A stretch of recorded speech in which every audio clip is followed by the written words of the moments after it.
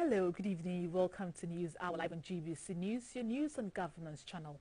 We're also live on GTV and streaming on Facebook at Ghana Broadcasting Corporation. My name is Micheline Tucker. You're welcome. Fire has gutted a school block at the St. Charles Minor Seminary Senior High School in Tamale, destroying a storeroom containing student mattresses, 4 offices and 6 classrooms. The headmaster of the school, Polycarp Kusokub, said the fire started in the early hours of Sunday, August 15, 2021. Though the National Fire Service was called in to help, the fire had caused much damage before the arrival. The disaster is the 5th since 2017, but the cause of the perennial outbreaks is yet to be determined. Dormitories housing more than 700 students and classrooms have been destroyed over the last 4 years, forcing the management of the school to reduce admissions by more than half. The latest incident has forced the school authorities to set up a committee to investigate the cause of the fire outbreaks. That is the place we keep mattresses and be issuing to the students as and when it arises. So I arrived here and really saw that the fire alerted the place, and we quickly arranged for the fire service people to come, and they have come. The Northern Regional Operations Officer of the Ghana National Fire Service, Mr. Tison Charles, said even though the cause of the fire is not yet known, he observed lack of firefighting equipment in the school and advised the school authorities to make provisions for that. Government's project to construct a number of hospitals, referred to as Agenda 111, is set to commence on August 17, 2021. The healthcare infrastructure project involves the construction of 88 district hospitals and 2 specialized psychiatric hospitals and the redevelopment of the Accra Psychiatric Hospital.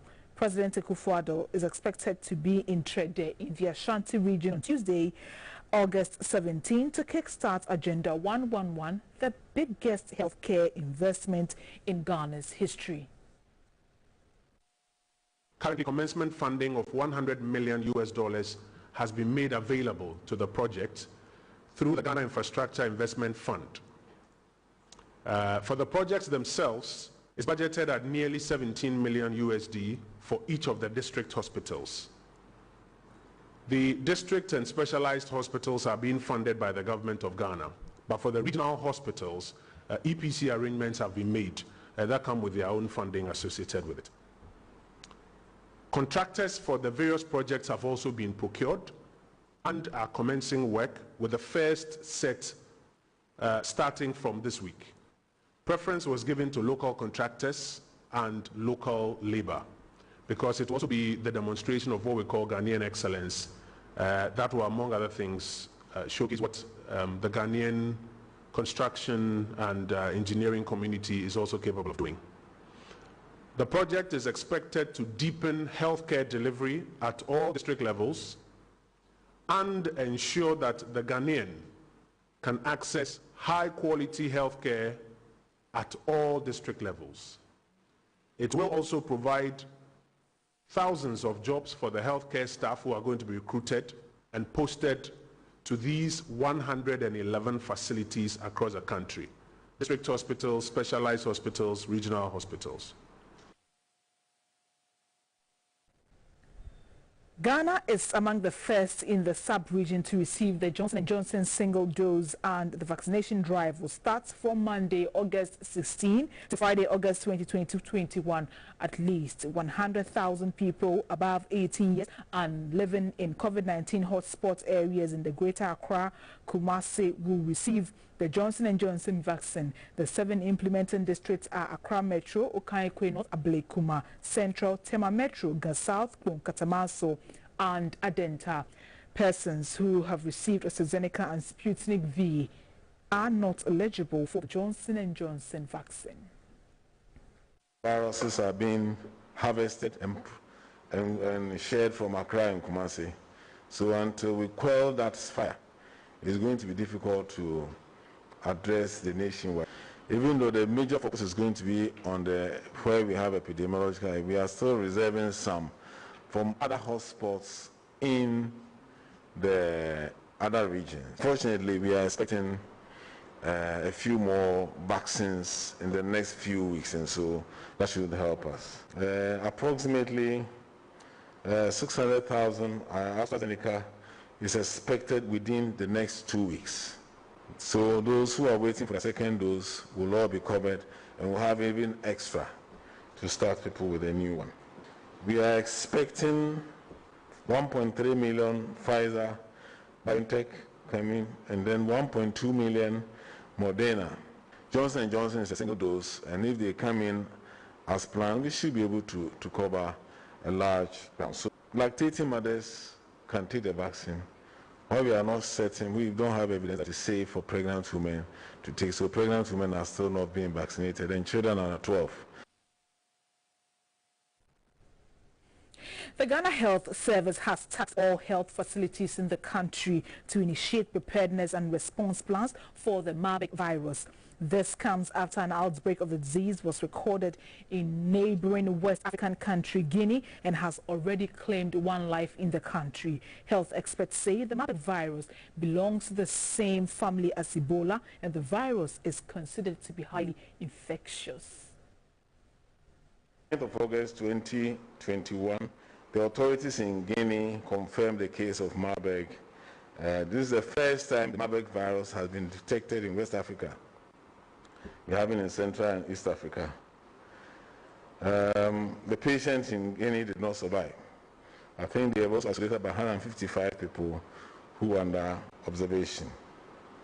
The same town, I don't know how to pronounce it, Gukedu, where we found the Marburg, is the same town that we found the 2021 Ebola, and the very same town that the 2014 and 2016 West African Ebola outbreak also started from.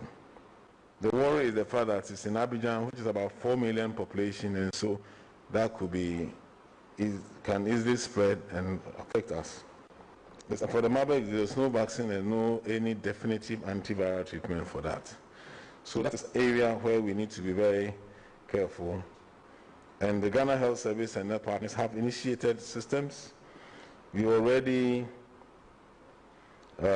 since the onset, we've submitted structures that are in response, that all our rapid response teams, our border reporters have been alerted with the fact that we've had both Ebola and Marburg. The good thing is that Ghana has the capacity to diagnose. Noguchi can diagnose both Ebola and the Marburg disease. The Greater Accra Regional Coordinating Council is to enforce the COVID-19 preventive protocols, especially the wearing of nose masks at all public gatherings. The Regional Minister, Mr. Henry Cortes, says this has become necessary due to the increasing number of COVID infections in the country. This active COVID-19 case count as at August 13, 2021 stood at 109,736 with a little over 900 deaths. The Greater Accra region is currently leading with 3,158 active cases. The sickness is there. If you don't take care of yourself, you will give problem to your children and then your family. You will die.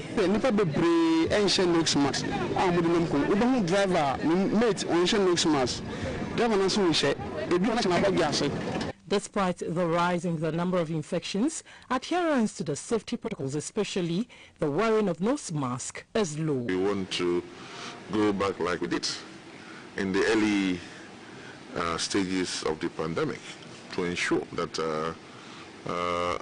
we'll get all and sundry, for that matter, to comply with the COVID safety protocols. The Greater Accra Regional Council, in collaboration with the Regional Public Health Emergency Management Committee, the Regional Police Command, and the Regional Health Directorate of the Ghana Health Service, have directed all metropolitan, municipal and district assemblies to reactivate the committees to enforce the directives. We have a solid system in place. A solid decentralized local governance structure, which we'll call the MMDAs. So the MMDAs, as they did in previous times, will be supported by their district and municipal security and intelligence agencies, as it were, to ensure compliance to these directives. Wessex says persons who breach the COVID-19 protocols from now on will be arrested, fined and prosecuted. For GBC News, Mavis Ofei Champong reporting. The Kaneshie District Court will on Monday, August 16, 2021, conduct committal proceedings of the 2 persons, including a minor, who are being held for the murder of a 10-year-old boy at Kaswa. The proceedings would pave way for the accused to stand trial at the High Court following the death of Ishmael Mensah Abdallah. At the Kaswa Court on Thursday, Senior State Attorney Nana Aduma Osei informed the court that the state was ready for the committal proceedings. However, the senior state attorney said she was informed that the exhibits to be turned in were with the case investigator who was on his way to the court. And Adoma therefore prayed the court for the case to be stood down. The court, presided over by Ms. Rosemond Ejui, adjourned the matter to Monday, August 16, and directed that photograph of the exhibits should be taken to be tendered for expeditious committal proceedings. The Chief Justice, Justice Kwesi Eningyeboah, on July 29 this year, ordered the transfer of the matter from Kaswa in the Central Region to the Kaneshie District Court in the Greater Accra Region for expeditious trial. The accused persons, including a minor and Felix Nyako, had been charged with conspiracy and murder. The 2 were said to have murdered Abdallah on April 3 this year for ritual purposes after they had lured him into an uncompleted building and killed him with a club and a cement block.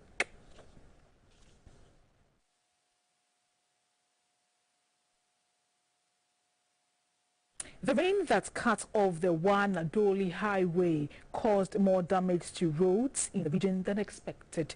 The Upper West Regional Minister, Dr. Hafiz Ben Saleh, said he is devastated by the level of destruction of the roads and all municipalities and districts, and that it will take months to fix them, particularly the highway. The regional minister, accompanied by officials of the Ghana Highway Authority, the Departments of Feeder Roads, NADMO, and some MDCEs, told municipalities and districts badly affected by the rains with the helicopter of the Ghana Armed Forces. They visited Sisala East, Yafiama Busisa, Laura, Grappa, and Nadoli. He returned to Wa and proceeded to Guruyuri, where portions of the highway have been washed away. The road area manager for Wa for the Ghana Highway Authority said the damage is just a fraction of the level of destruction. Traveling from Wa to Nadoli, you will not be able to pass through. And the next one is the Sombo, also on the Wa road, Wa to Nadoli road, Sombo to Dafiama. That one too has been cut off. A vehicle cannot ply the road unless maybe now the waters are down that pedestrians can pass. The other cut off is ahead, Nadoli to Babli at Yiziri. That one is the very serious one that we have seen. An official of the Department of Feeder Roads, Mr. Emmanuel Norgan Bukari, said though the department has not yet assessed the situation, information from community members points to the fact that some culverts have been washed away. The regional director of NADMO, Mr. Mustafa Ahmed, said his officers are unable to visit communities to assess damage to farms and houses due to the bad nature of the road following the rains. The regional minister, Dr. Hafiz Ben Saleh, said the devastation caused by the rains has reversed the development of the region. He said the situation needs massive and urgent intervention. No political district in the Upper West region has been spared. What has happened has taken the Upper West backwards, and it will need massive intervention for us to go back or to get back to where we were about 3 or 4 days ago. The Ghana Highway Authority therefore advised drivers who use the highway to divert to the Wahan Road as an alternative.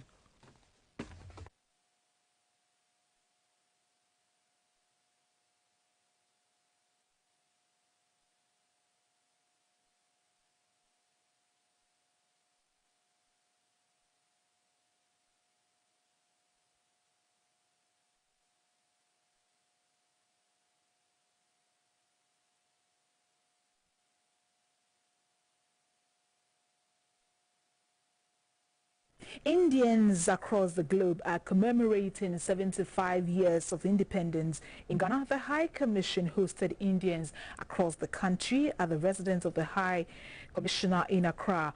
Global celebrations for the anniversary were formally launched on March 12, 2021, with 75 weeks of festivities ahead of the anniversary, which is being commemorated to date. The theme for this year's celebration is Nation First, Always First. India's birth as an independent nation through a non-violent freedom movement led by Mahatma Gandhi and other great leaders was indeed unique, according to history. Given India's great diversity in terms of geography, language, religion, culture and ethnicity, the country's journey towards development, prosperity and stability is a story of inspiration. Strong democratic institutions, a widely respected electoral body, the rule of law, a vigorous media and a vibrant civil society have contributed to what India is today. Addressing a gathering to commemorate India's 75th independence anniversary, the Indian High Commissioner to Ghana, Mr. Sugandh Rajram, described India's growth in the last 75 years as impressive, judging from agricultural production to nuclear and space technology, affordable healthcare to world-class educational institutions, from giant steel plants to becoming an IT power. The world waits for India's vision to be shared. We are moving ahead. We are surging ahead. We are taking new initiatives to see that the celebration of our 75 years of independence is befitting. Mr. Sugandh Rajram touched on the democratic values in India, which ensures that virtually every region of India and every group is represented at the highest levels of office in India, especially women. We should acknowledge that we still have a long way to work on the path of progress, to go in realizing the dreams of those who won the freedom for us. Presentations were made to winners of an essay competition titled My Hero of Freedom Struggles and 75 Years of India's Independence, Achievements, Aspirations and Challenges. India achieved independence from British rule on 15th August 1947. For GBC News, Oferiwa Darko reporting. You're watching News Hour on GBC News, your all news channel. We'll be back shortly. Please do stay.